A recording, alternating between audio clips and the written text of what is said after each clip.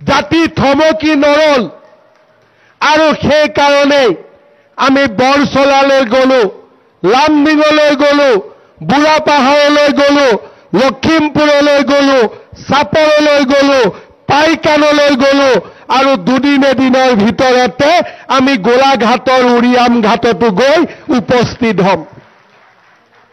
আমি থমকি নৰওঁ। অসমীয়া জাতি আৰু পুনৰ থমকি নৰয়।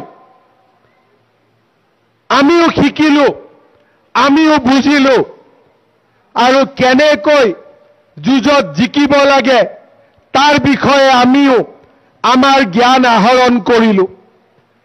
কোনোবাই যদি ভাবিছে যে দুই এটা গৰু খুঁটিৰ ওপৰত বাতৰি লিখিলে হিমন্ত বিশ্ব শৰ্মা কৰবাত আত্মসমৰ্পণ কৰিব, সেয়া আপোনালোকে কেতিয়াও চিন্তা নকৰিব।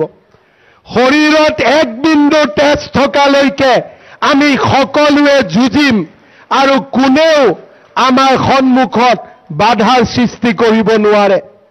অসমীয়া জাতি আজি নতুন প্ৰাণ আৰু নতুন তেজেৰে উদ্দীপ্ত।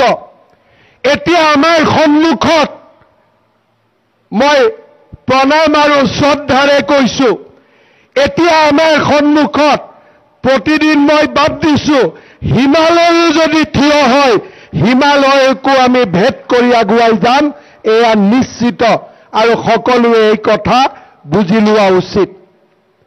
আৰু যোনে বুজিব লাগে তেওঁলোকে বুজিছে। আৰু য'তে আমি কৈছো যে এই মাটি অসমীয়াৰ, তেওঁলোকে আজিকালি নিজে আঁতৰি যোৱাৰ পৰম্পৰাও আৰম্ভ কৰিছে।